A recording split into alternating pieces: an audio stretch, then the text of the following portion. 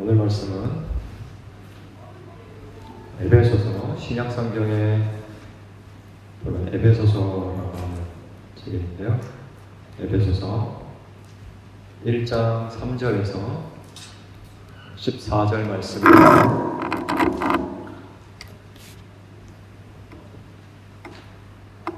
이 부분이 좀 기니까요. 저희가 교독을 하겠습니다. 1장 3절에서 14절 말씀입니다.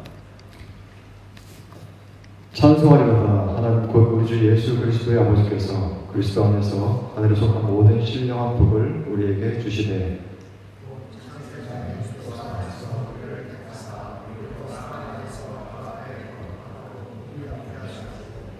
그 기쁘신 뜻대로 우리를 예정하사 예수 그리스도로 말미암아 자기의 아들들이 되게 하셨으니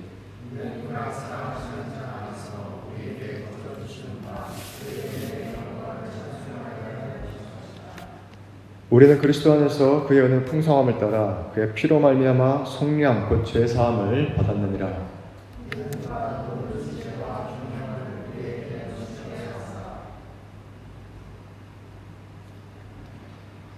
그 뜻의 비밀을 우리에게 알리신 것이요 그의 기뻐하심을 따라 그리스도 안에서 때가 차는 경륜을 위하여 예정하신 것이니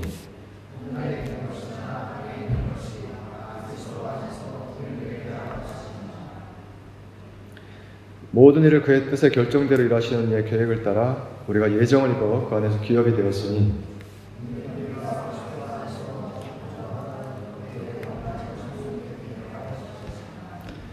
그 안에서 너희도 진리의 말씀 곧 너희의 구원의 복음을 듣고 그 안에서 너 믿어 약속의 성령으로 인치심을 받았으니 이는 우리 그의 보증이 되사 그 얻으신 것을 속량하시고 그의 영광을 찬송하게 하려 하시니라. 우리가 어떤 교재를 놓고 공부를 하다 보면 막상 본 단원에서는 잘 풀리지 않던 문제가 이렇게 뒤에 정리하는 리뷰 섹션쯤에 가서 풀리는 경우가 있습니다. 그러면 진작에 이렇게 좀 쉽게 설명하지 그러고는 해요. 그래서 우리도 복습을 합니다. 그 말씀이어서 이런 반응도 좀 필요하기 때문이죠. 지난 시간에 우리는 예배가 무엇인지 함께 생각해 보았습니다. 예배는 어떻게 정의할 수 있다고 했죠? 어떤 대상의 가치를 먼저 인식하고요. 그리고 그에 합당하게 반응하는 일이다라고 했습니다. 당장 아이에게 막대사탕이라고요. 이 고액의 수표 한 장을 내어주면 아마도 이 작은 종이쪼가리보다는 언젠가 입에 넣어서 맛본 적이 있는 사탕을 선택할 텐데요. 그건 이 수표의 가치가 단순히 말하면 이 아이의 마음에는 잘 와닿지 않기 때문이에요. 이 아이가 이해하기 어렵죠. 그래서 이 수표의 가치가 예를 들어서 막대사탕을 평생 먹어도 다 먹을 수 없을 만큼 살 수 있을 만큼의 어떤 가치를 지녔다 하더라도 이 아이에게는 전혀 그 가치가 인식되지 않습니다. 그러기까지는 시간이 필요하고 배움이 필요합니다. 그리고 그 배움에는 물론 실패도 포함됩니다. 이런 어떤 화폐 가치를 이해하는데도 이렇게 어떤 배움이 필요하다면 하물며 우리가 예배하는 분의 가치는 어떨까요? 이 절대자의 가치를 인간이 이해한다는 게 그렇게 간단한 일일까요?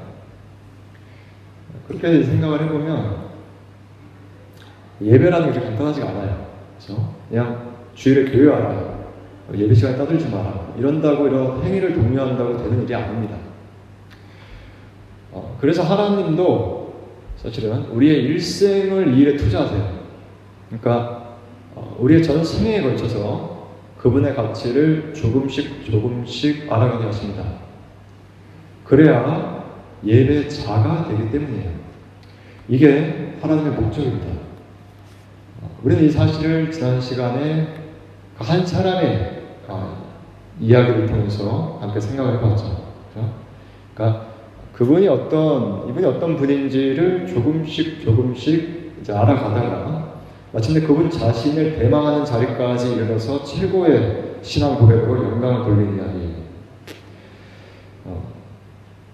마찬가지로 하나님을 우리가 무슨 막대사탕같이 가볍게 여기지 않고요. 또 구멍이 나면 버리는 데는 양말처럼 하찮게 여기지 않고 이분 알아갈수록 그렇게 알아가면서 서서히 이분을 경외하게 되고요.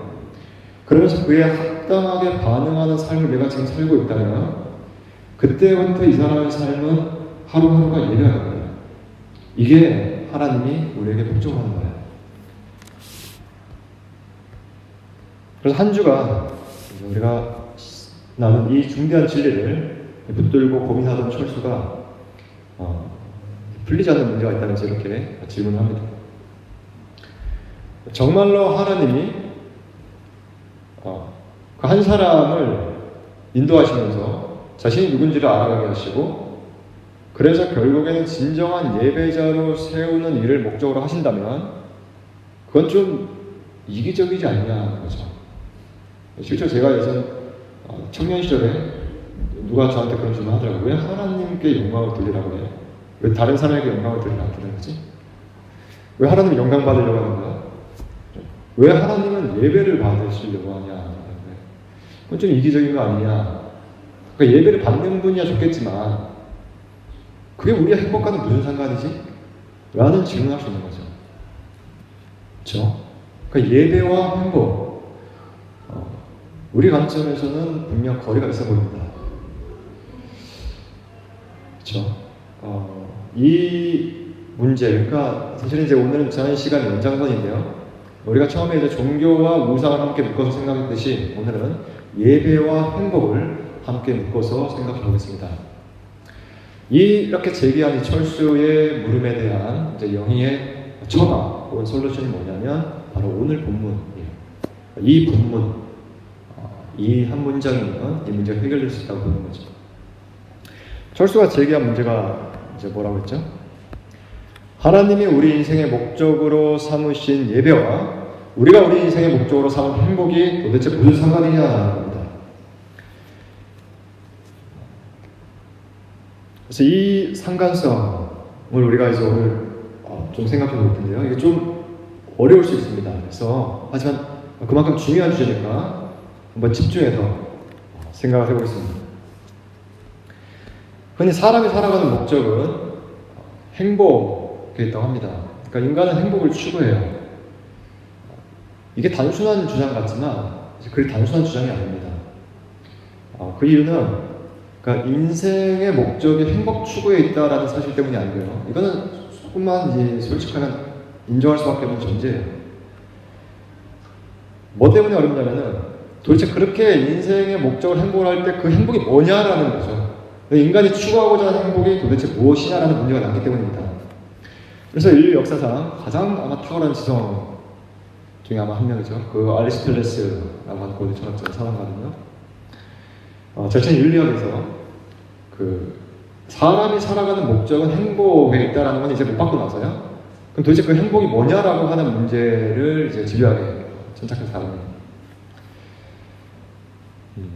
여러분 행복하고 싶죠? 그죠? 부인할 수 있습니까?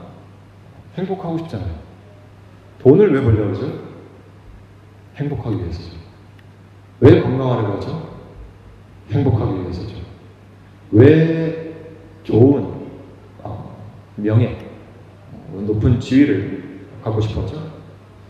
행복하기 위해서입니다. 이걸 누구도 부인할 수가 없어요. 그러니까 우리가 살아가면서요, 이제 지금 당장 나는 돈이 필요해. 라고 해서 돈을 번다고 해서요, 이것이 내 궁극적인 목적이 될 수가 없는 게, 이건 일시적인 목적이죠. 일시적인 목적이라는 것은 결국 궁극적인 목적인 행복을 위해서 이바지하는 거예요. 이걸 수단이라고 하고 이걸 목적이라고 합니다. 이렇게 물어보면요, 예를 들어가지고, 야, 너 돈을 왜 벌려고 그래? 돈을 버는 게 목적이야. 라고 이제 답변을 신청한다면, 그 동어 반복이에요. 그죠? 그러니까 돈을 버는 게 왜 목적이냐고 다시 볼 수 있겠죠. 무엇을 위해서 돈을 벌려고 그래? 그러니까 돈을 벌고 싶어 할 때 사실 그 돈을 벌고 모으면 그것이 나를 행복하게 만들어 줄 것이라고 생각하기 때문에 돈을 법니다. 이상하게. 그렇죠? 어떤 활동을 하든 여러분이 궁극적으로 내가 이 활동을 하는 이유가 무엇이냐면 물어보세요. 그러면 결국 행복으로 귀결됩니다. 결국 남는 문제는 뭐냐면 그럼 네가 추구하고자 하는 행복은 뭔데? 라는 거예요. 결국 네가 이루고자 하는 그 상태가 뭐냐라는 거예요. 그렇죠? 그래서 정말로 자, 이러한 그러니까 인간 존재는 이게 뭔가 계속해서 추구하는데요. 경향성을 가지고 있습니다. 이렇게 행복을 추구하는 인간을 정말로 하나님이라는 분이 만들었다면은 자, 이제부터 한번 생각해 봅시다. 그럼 하나님이 목적으로 하는 바, 이 인간에 대해서 목적으로 하는 바, 인간이 지금 추구하고 있는 행복이 서로 일치해야 될까요? 불일치해야 할까요? 그러니까 예를 들어서 어느 설계자가 있는데 이 설계자가 제대로 된 설계자라면 어떤 대상을 설계하는 목적대로 그 대상이 기능해야 하지 않을까요? 예를 들면 이제 내비게이션 앱이 있다고 치면요. 이 앱을 사용하는 목적은 내가 가고자 하는 도착지까지 가장 빠른 길을 안내받는 데 있잖아요. 그죠? 근데 내가 이 앱을 사용해 보니까 사용할 때마다 내가 가고자 하는 이 목적지가 아니라 다른 이제 장소를 계속해서 제한하면서 다른 길로 가려고 유도해요. 그러면은 이 앱을 설계할 때의 목적과 실제로 이 앱이 지금 드러내고 있는 기능은 불일치하는 겁니다. 그렇죠? 만일 하나님이라는 분이 정말 계시고 완전한 분이 이 신이 우리 인간을 지으셨다면 그 하나님이 우리에게 목적으로 하는 바와 우리가 추구하는 그 행복이 일치할까요? 불일치할까요? 목적과 기능이 맞아떨어져야겠죠. 자, 하나님이 제대로 된 설계자라면 하나님의 목적과 우리가 추구하는 바, 우리의 펑션, 기능이 일치해야 됩니다.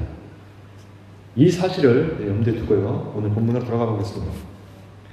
자, 철수이가 오늘 처방토로 제시된 이 본문은요.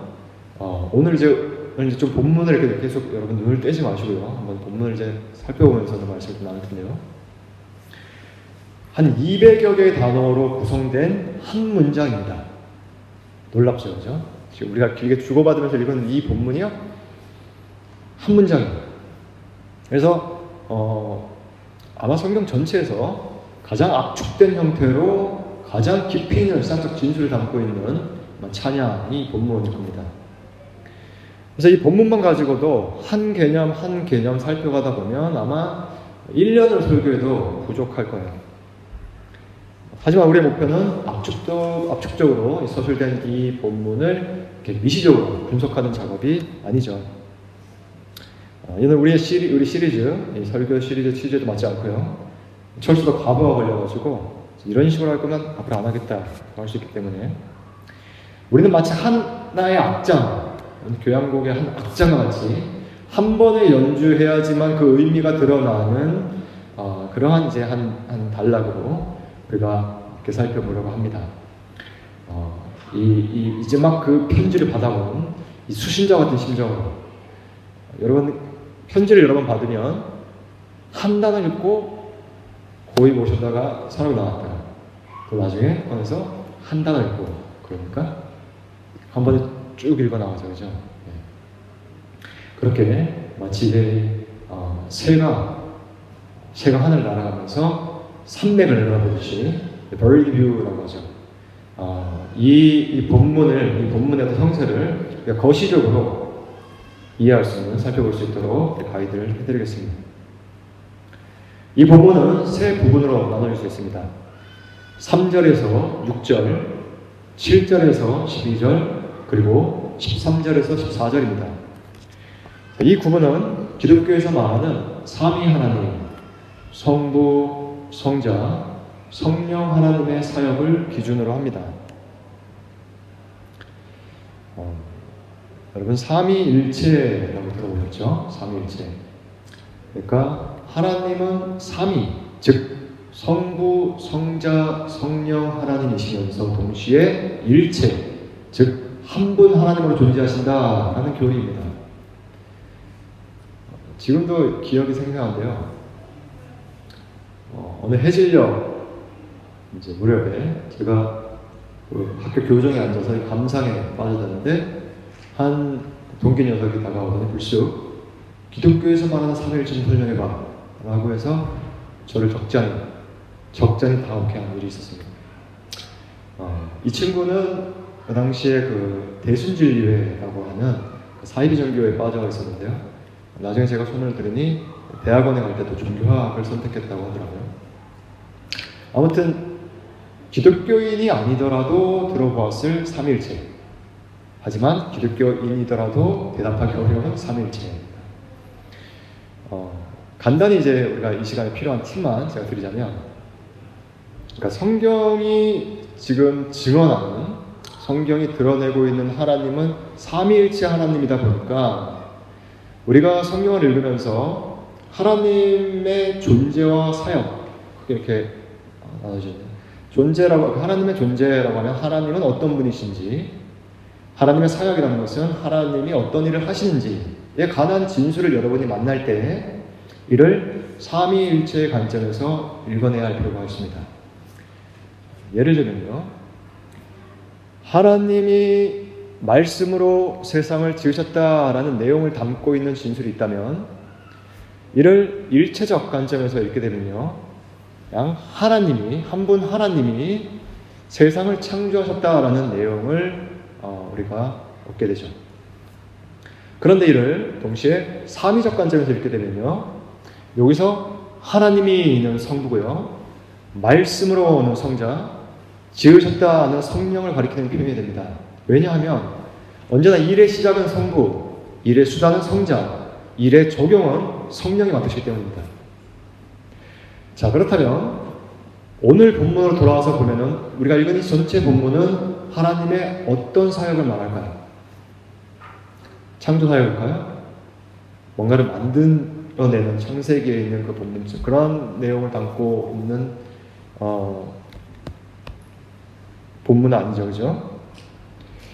여기서 하나님은 바로 구원 사역을 어떻게 하시는지, 하나님의 구원 사역을 어떻게 하시는지를 우리에게 설명해 줍니다. 창조는 뭔가를 만들어내는 일이죠. 이 구원이라는 것은 좀 넓은 의미에서 설명을 하면요, 물론 제 가운데서 건져낸다, 좁은 의미에서는 의미를 가지고 있지만 좀 더 넓은 의미에서는 이제 뭔가 하나님이 만들어내신 것이 일그러졌을 때 그것을 다시 회복시키는 일을 말합니다.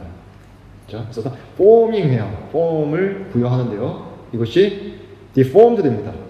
그럼 다시 reform하는 것이 회복, 구원이에요. 그러니까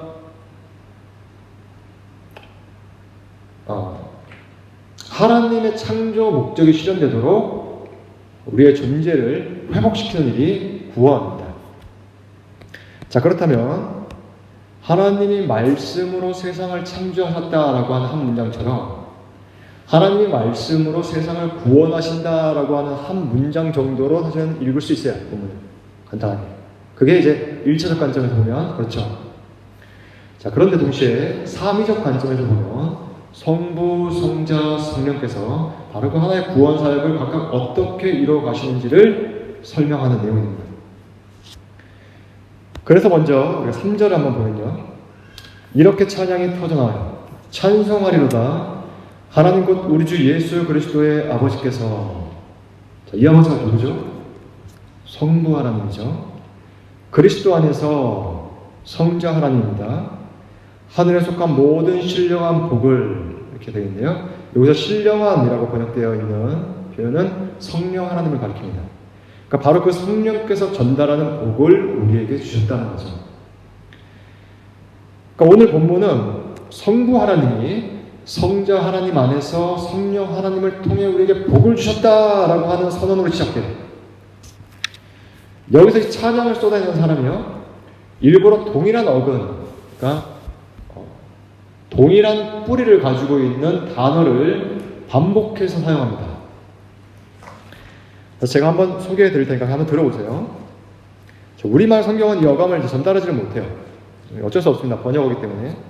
근데 찬송하리로다 라고 번역된 말은요, 원래 복되도다 라고 하는 율로게토스라고 하는 형용사입니다. 그리고 복이라고 이제 번역된, 복주시의 복은 이제 율로기아라고 하는 명사고요. 그리고 그냥 주시되라고 번역이 되어 있는데 이것도 사실은 복을 주다라고 하는 의미를 담고 있는 율로게오라고 하는 동사예요. 그러니까 자, 한번 그냥 들어보세요. 율로게토스, 율로게오, 율로기아. 이 1차 독자는 이 편지를 받아. 그러니까 이 언어를 사용하고 있는 독자는 아하, 이 편지를 쓴 사람이 지금 뭔가 계속해서 반복해서 꽝꽝꽝 귓가에 울리는 소리를 반복해서 사용하고 있는 것을 느낍니다. 아하, 복되도다. 복되도다. 복을 주다. 신령한 복이다. 이게 느낌이 오는 거야. 아하, 이 사람이 지금 어떤 복에 대해서 말하고자 하는구나 라는 거예요. 그래서 blessing, 그죠? 복. 자, 이쯤 되면 이제 우리가 왜 오늘 설교의 제목이 행복인지, 왜 굳이 이 본문을 가지고 행복에 대해서 나누려고 하는지 좀 감이 오시죠, 그죠? 왜냐하면 바로 그 복 가운데 머무는 상태를 행복이라고 정의할 수 있기 때문입니다. 오늘 신년에 보면요, 그 중국인이 운영하는 마트라든가 아니면 이제 거주하고 있는 집 창문에서 뭘 볼 수 있죠? 그 한문으로 복이라고 쓰여 있는 빨간 스티커를 볼 수 있습니다. 중국인들은 복을 좋아해요. 너무 뭐라고 하지 마세요. 우리도 새해가 되면 그렇게 인사하는 거죠. 어떻게 인사요? 사람들은 복을 좋아합니다. 근데 그 복이 뭐냐라는 게 중요한 문제겠죠. 뭘까요? 복.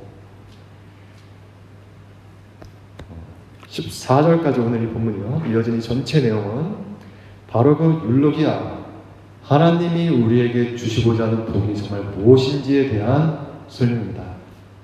그러니까 앞서 설명해 드렸듯이 3절에서 6절까지는 성부 하나님, 7절에서 12절까지는 성자 하나님, 13절에서 14절은 성령 하나님이 각각 어떤 일을 하신다고 설명하는데 그게 결국에 우리에게 주고자 하시는 이 복을 어떻게 이루는지를 설명하는 거죠.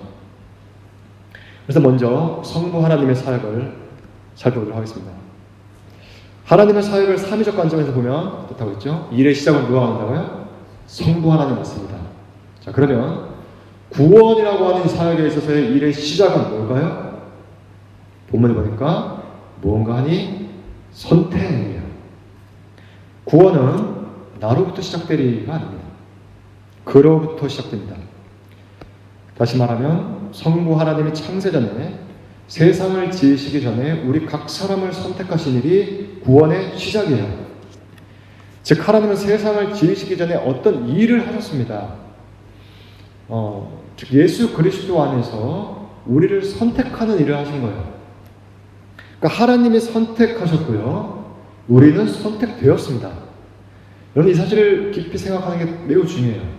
선택은 어떤 인격적인 존재가요. 자신의 의지를 행사하는 일이에요. 여러분 식당에 가서 짬뽕과 짜장면을 넣고 고민할 때도 그거를 선택하는 자신의 의지를 행사하는 거죠. 이런 간단한 문제만이 아니라 배우자를 선택할 때, 그래서 뭔가를 선택한다라고 하는 이 문제는 그냥 이 사람의 어떤 그 인격과 별개로 발생한 일이 아닙니다. 그러니까 하나님이 자신의 의지를 동원해서 여러분을 선택하였습니다. 그러니까 우리가 있기 전에 그가 우리를 아셨고요. 우리가 그를 알기 전에 그가 우리를 선택하셨습니다. 이 일이 발생한 거예요. 그렇게 보면 오늘 여러분이 이곳에 있는 일은 엄밀히 말하면 하나님 아버지가 여러분을 선택했기 때문에 일어났습니다. 분명 우리 스스로 교회당으로 나왔지만 그러면서 더 좋은 장소에서 꼭 이 황금 같은 휴일을 보낼 수 있는 기회를 여러분이 포기했겠지만 사실상 이 일은 여러분이 하나님을 선택했기 때문에 일어나는 일이 아니라 하나님이 여러분을 선택했기 때문에 일어나는 일입니다. 그래서 우리는 여기에 있습니다. 이런 차원의 기독교는 선택하는 종교가 아니에요. 기독교는 하나님이 우리 같은 인생들을 선택하셨거든요. 그래야 듣게 되는 세상에 없는 소리예요. 그래서 창세 전에 시작된 이야기가 여기 있으니 바로 찬송하려다 하나님 곧 우리 주 예수 그리스도의 아버지께서 나를 선택하셨다 입니다. 그러므로 우리는 어쩌다가 발생한 우연적인 존재가 아니에요. 어떤 먼지 같은 그런 선물, 부산물이 아닙니다. 세상에 있기 전부터 우리는 예정된 존재예요. 영원한 존재 자체이신 하나님이 선택하신 거예요. 바로 너에게 나의 마음을 보이리라. 하나님이 여러분을 집어서 선택하였습니다. 그게 하나님의 의지예요. 절대자의 의지가 그렇게 쏟아진 거죠. 왜 그렇게 하셨을까요? 왜 나 같은 사람을 선택하셔서 부르셨을까요? 본문에 보니까 이는 우리로 하여금 그 앞에서 거룩하고 흠이 없게 하려고 하셨다라고 해요. 여러분, 구약 율법을 보면요, 하나님 이렇게 말씀하시죠. 내가 거룩하니 너희도 거룩하라 라고 하십니다. 이 말씀 짧지만 강하게 생각해 보세요. 율법은, 하나님의 법은요, 하나님의 인품, 하나님이 어떤 분이신지와 무관하게 주어진 게 아니에요. 그러니까 이분이 거룩하지 않으면 그냥 너희한테만 거룩하라고 하는 게 아니에요. 우리에게 거룩하라 명하시는 분은 거룩한 분입니다. 왜 우리에게 거룩하라고 하실까요? 자기가 거룩하기 때문이에요. 이게 무슨 뜻일까요? 하나님 우리에게 바라시는 이유는 본인이 거룩하시고 바로 우리와 뭐예요? 가까워지기 위해서입니다. 우리에게 사랑하라 명하시는 분은 사랑이십니다. 하나님은 우리에게 말씀하셔서 하나님 자신이 어떤 분이신지를 보여주세요. 그렇기 때문에 하나님이 말씀하시는 것, 하나님이 명하시는 것이 우리에게 은혜입니다. 왜요? 그분을 보여주니까요. 우리가 거룩해지고자 하는 이유는 가까이 오지 마. 난 지금 깨끗하고 넌 더러워. 너 더럽잖아. 이렇게 분리하려고 하는 게 아니에요. 그죠? 네.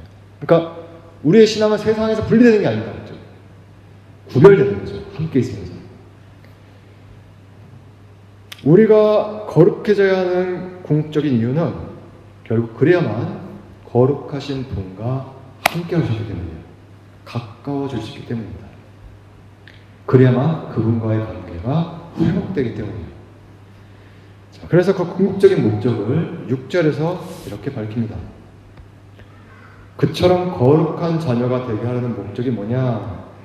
이는 그가 사랑하시는 자 안에서 우리에게 거저주시는 바 그의 은혜의 영광을 찬송하게 하려는 것이다 라고요. 궁극적으로 그분의 영광을 어떻게 한다고요? 찬송하게 하는 것입니다. 그 분의 영광, 그 가치를 알고 그에 합당하게 반응하는 일이죠. 그리고 이어서 7절부터 성자 하나님의 사역을 묘사해요. 그러니까 앞서 성부 하나님의 선택으로 우리를 거룩하고 흠없게 하려 하신다는 뜻을 이제 보이셨는데 어떻게 그렇게 하냐라는 거죠. 그죠? 어떻게 거룩하고 흠이 없게 되냐? 우리가 종교적 의식을 갖추고 어떤 수행을 한다고 이게 되는 일일까요? 어디 수도원에 깊이 들어간다고 되는 일이 아닙니다. 이는 7절에서 말하듯이 우리가 그리스도 안에서 그의 은혜의 풍성함을 따라 그의 피로 말미암아 속량 곧 죄사함을 받음으로써 거룩해집니다. 자, 그러면 거룩한 사람, 성자, 성인은 누굴까요? 성인, 성자. 이름만 들어도 그죠? 부담이 되잖아요. 누굴까요? 성자는 죄를 안 짓는 사람이 아니라 죄를 용서하는 사람입니다. 아주 고도의 수행으로 이 산꼭대기까지 오른 자가 아니라 산 골짜기에 주저앉아 가슴을 치는 자예요. 인생에서 한 번도 미끄러지지 않은 자가 아니라 자신이 어떠한 존재인지 그 한계를 깨닫고 통회하는 자입니다.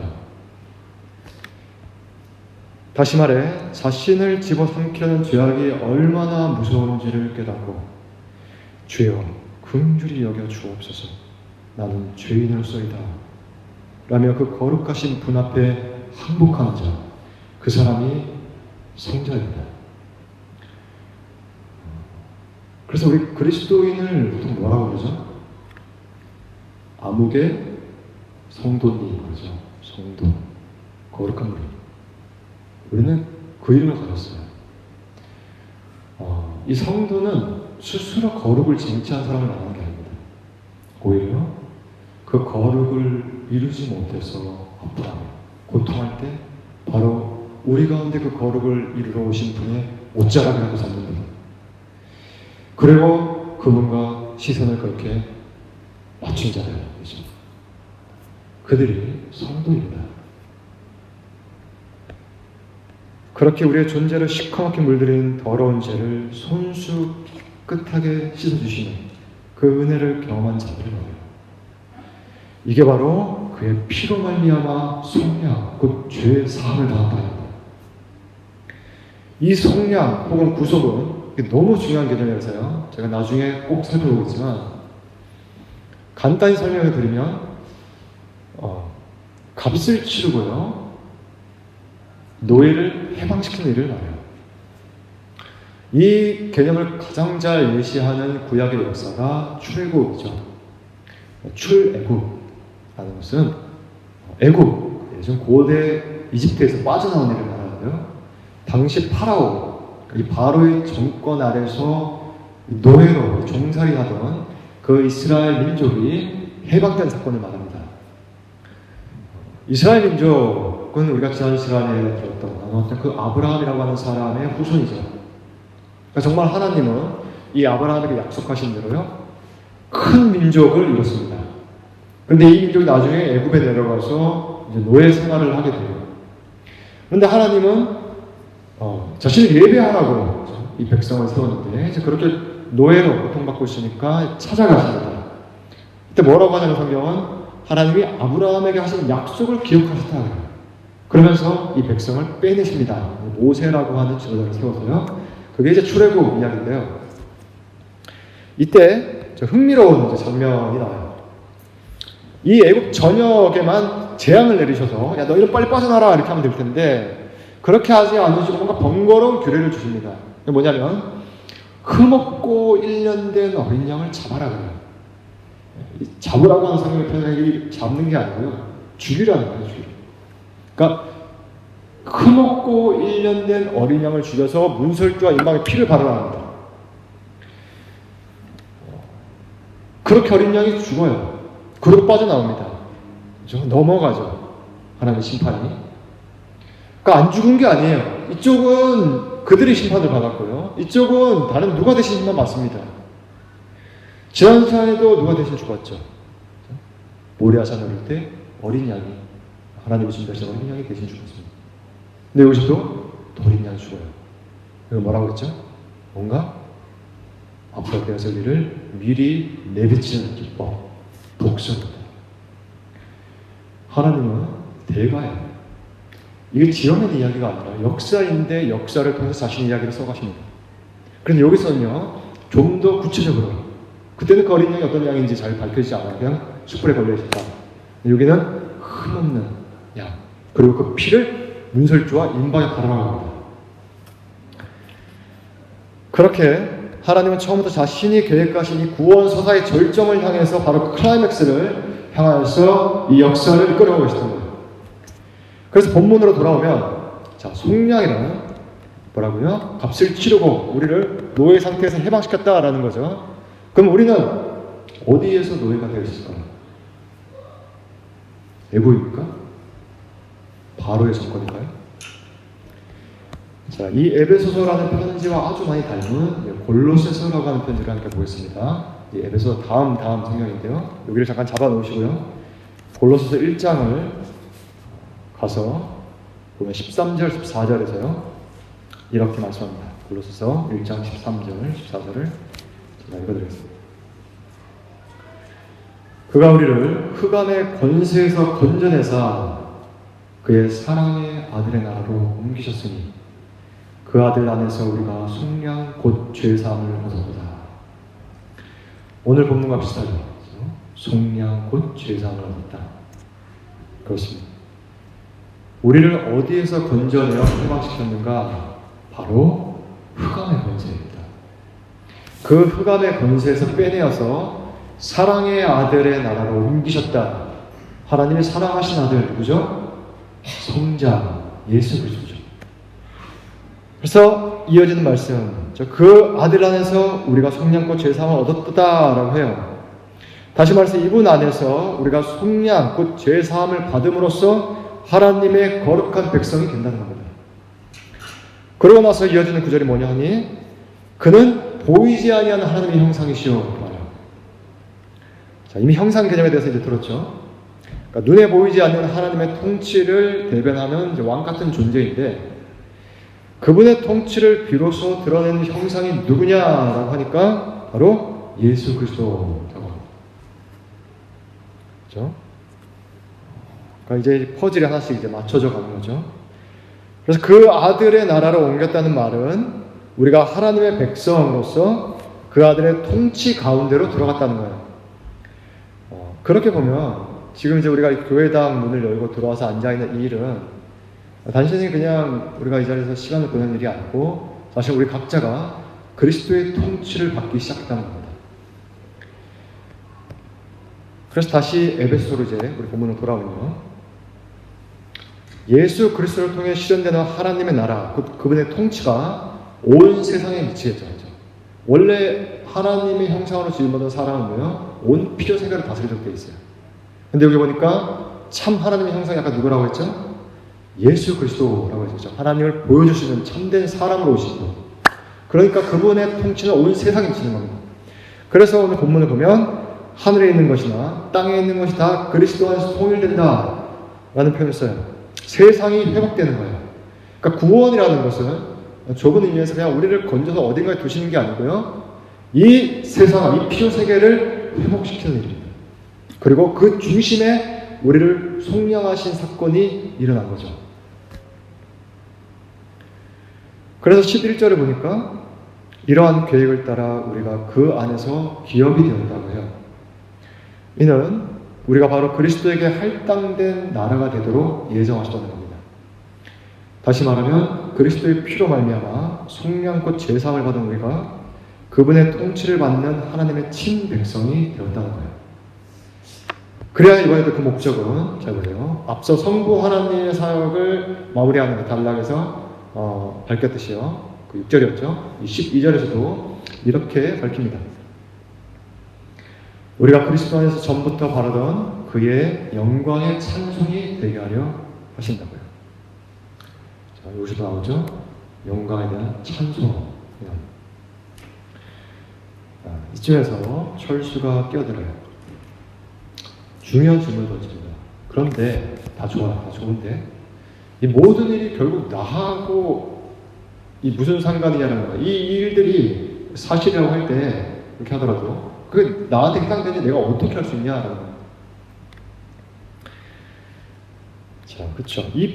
이런 이제 물음에 대해서 이 본문은 이제 13절부터 이제 이 편지를 받는 그 당시 사람들에게 일어났던 일을 상기시킴으로써 답변합니다. 자, 뭐라고 하냐면요. 13절을 보니까 그 안에서 너희는 진리의 말씀, 곧 너희의 구원의 복음을 듣고 그 안에서 또한 믿어 약속의 성령으로 인치심을 받았다라고 해요. 여기 분명한 원리가 제시되어 있죠. 그런데 혹시 하다 보면 혹시 구원 받았습니까? 라고 이제 묻는 그런 물음을 듣게 되는 경우가 있죠. 여러분, 구원은 어떻게 받을까요? 열심히 선행을 하면 받을까요? 아니면 열심히 참선을 하고 불상 앞에 수백 번 엎드리는 거예요? 아니면 깊은 물에 들어가서 돌을 닦으면 어떻습니까? 도대체 인간이 어떻게 구원을 얻을까요? 자, 잘 알아둡시다. 구원은 예수 그리스도의 복음을 듣고 믿음으로 왔습니다. 그것이 오늘 성경의 가르침이에요. 어떻게 한다고요? 예수 그리스도의 복음을 듣고 믿음으로. 왜 그럴까요? 지난 시간에 말씀드렸듯이 믿음은 들으면서 나기 때문입니다.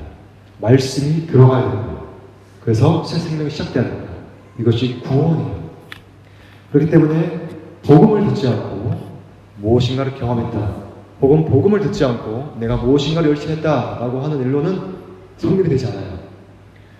구원은 우리에게 시작된 일이 아니라고 했죠. 이건 너무 큰 일이어서 사람이 이룰 수 있는 일이 아닙니다. 하나님으로부터 시작된 일인데 이 하나님으로부터 시작된 일의 소식이 나한테 전달돼야 되는 거죠. 그리고 그것을 내가 받아들이고 내 안에서 믿음이 발생합니다.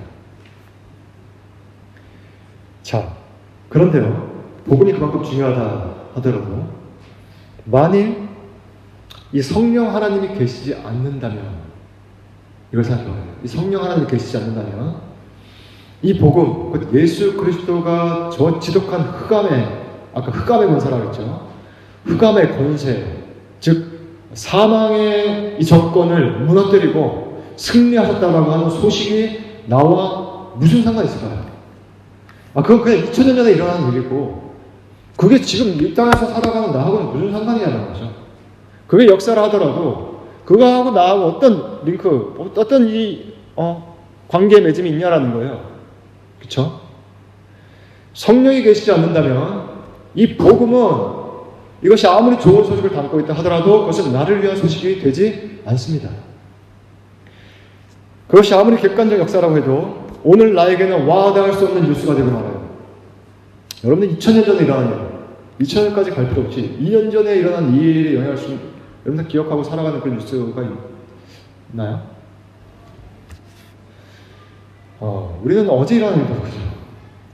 근데 2000년 전에 어느 한 구석에서 일어난 일이 지금 나에게 다가오는, 나에게 적용이 되는 소식이다라는 것을 사람이 그냥 받아들이지 않아요. 그렇죠? 그래서 이 복음이 들려질 때 성령 하나님이 그 말씀과 함께 일하셔야 합니다. 하나님이 선택하셨죠. 그러니까 우리는 하나님 선택하신 자가 누군지 모르기 때문에 복음을 전합니다. 그런데 하나님의 때가 되어서 선택된 자에게 복음을 전할 때요, 비록 이렇게 어눌하게 복음을 전하더라도, 자, 그 복음이 하나님의 때 하나님의 계획 가운데 전달됐을 때 성령이 하나님이 같이 역사하면요, 그러면 그때부터 이 복음은 마치 적진에 날아드는 화정과 같이 침투하여서 나의 마음에 세워진 옛 전구를 불러 태웁니다. 그러니까 하나님의 구원 사역, 이 총체적인 사역을 통해서 갈아엎고자 하시는 타깃이 있는데, 자, 그게 뭐냐면 우리의 마음이에요. 너희의 마음이에요. 이게 구약 성경에서부터 계속해서 말씀해 온 바입니다. 하나님이 이 땅에 오셔서 그 일을 치르시고 그 말씀을, 그 소식을 적용하셔서 새롭게 하고자 하시는 것이 다른 게 아니라 바로 나의 마음입니다. 지난날 하나님을 등지고 저버렸던 나의 마음. 이 인격적인 자세, 나의 마음을 변화시키기 위해서 복음이 선포될 때 성령께서 역사하는 겁니다.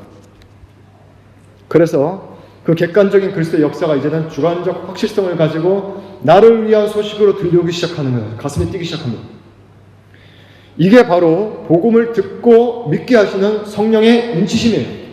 인쳤다라고 하는 도장을 꽝 쳐서 그 복음을 뭐야? 적중시킵니다. 내 마음에 복음을 갖다 적용합니다. 마치 2차 세계대전 당시에 영화에서 이런 장면 한 번씩 나오잖아요. 포로 수용소에 갇힌 자들이 이 라디오 한 주파수에서 흘러나오는 연합군 소식을 귀를 기울일 수 있습니다. 마치 그런 것처럼 그전에는 그저 잡음으로 듣기 싫었던 이 복음이 성령의 역사하기 시작하면 비로소 나를 위한 승전보로 들려오기 시작합니다. 이상하죠, 그죠? 기이한 역사예요. 그리고 갇힌 자들의 이름이 한 명 한 명 호명되듯이 오랫동안 주 안에서 종살이하던 나의 이름을 부르시며 아무개야, 철수야, 그곳에서 나오라! 것입니다. 나와 나에게 예배하라! 이것이 출애굽의 역사이고 하나님 백성의 구원 역사입니다. 그야 이번에도 그 목적을 보니까 14절에 그의 영광을 찬송하게 하려 하십니다 라고 밝혀집니다. 자, 이렇게 쭉 살펴보니까요, 삼위 하나님이 그 구원 사역을 하나씩 마칠 때마다 그 목적이 어떻게 드러납니까? 6절, 12절, 그리고 14절을 보니까 모두 다 그분의 영광에 대한 찬송의 목적이 있음이 밝혀집니다. 그분의 영광을 알고 그에 합당하게 반응하는 일이죠. 이게 뭐라고요? 예배입니다. 삼위 하나님의 구원 사역은 비로소 우리로 하여금 바로 그분 자신을 찬송할 줄 아는 예배자로 세우는데 그 목적이 있습니다. 그렇다면 찬송은 행위의 문제일까요? 존재의 문제일까요? 찬송은 행위의 문제이기도 하면서 동시에 존재의 문제이기도 한 거죠. 그러니까 예배자가 되어야 하는 겁니다. 그래서 반복되는 세 구절 중 이 중심에 있지 않은, 그러니까 성부, 성자, 성령 하나님의 사역을 마무리 짓는 6절, 12절, 14절 있을 때 그 중심에 위치한 12절을 여러분이 보면요, 우리가 곧 그의 영광의 찬송이 되게 하려 하시다, 이렇게 진술합니다. 그러니까 우리가 그 전에 찬송하게 하려 하시다 하는데 이 중앙에서는 우리가 곧 그 찬송이 되는 거예요. 찬송은 행위의 문제이면서 동시에 존재의 문제입니다. 제 기억에 언젠가 우리 연우가 이런 심오한 질문을 던진 걸 제가 본 적이 있는데요. 이런 내용이었어요. 슬픔이 없는 천국에서 어떻게 기쁨을 알 수 있겠냐고요. 자, 이 기막힌 질문에 대한 짧은 답변을 드리자면요. 근원적으로 기쁨은 슬픔을 전제로 하지 않습니다. 다시 말하면 우리가 슬픔을 알아야만 기쁨을 아는 게 아니에요. 우리가 슬픔 많은 이 세상에 살다 보니까 그냥 그 슬픔을 당연하게 받아들일 뿐, 사실은 원천적으로요, 우리는 기쁨의 근원이신 하나님을 인식할 수 있는 감각을 가지고 있습니다. 예를 들어볼까요? 여러분, 된장 맛을 제대로 보기 위해서 똥을 먼저 맛봅니까? 된장이 똥과 공존해야만 된장 맛을 제대로 누릴 수 있습니까? 우리는 된장 맛을 느낄 수 있는 감각을 가지고 있어요. 오늘 된장 맛 좀 제대로 내기 위해서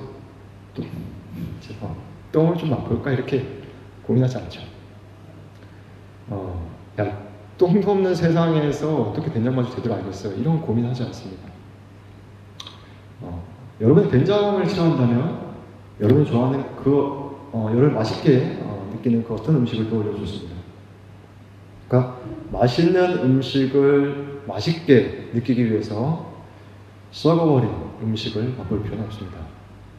우리는 맛있는 음식을 맛있다고 느낄 수 있는 감각을 가지고 있어요. 마찬가지로 영원한 기쁨을 느낄 수 있는 감각이 여러분에게 있습니다. 바로 그 영혼을 가진 존재가 여러분이에요. 여러분은 사람입니다.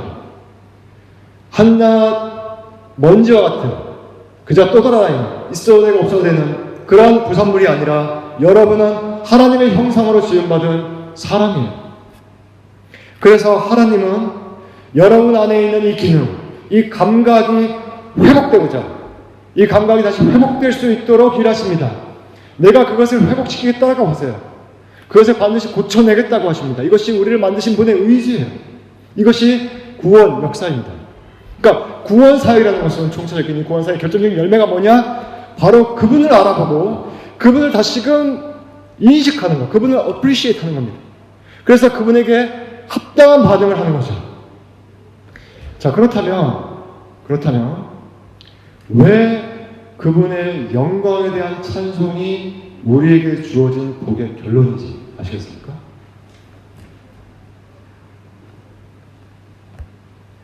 아주 중요한 질문인데요. 마침내 하나님만을 온전히 찬송하게 되는 그날에 우리는 어떤 존재일까요? 우리가 찬송하는 분에게 감격하지 않을 수 있을까요? 마침내 하나님을 알아보고요, 최상으로 감격하여 찬양이 터져나오는 그날에 우리는 어떤 존재일까요?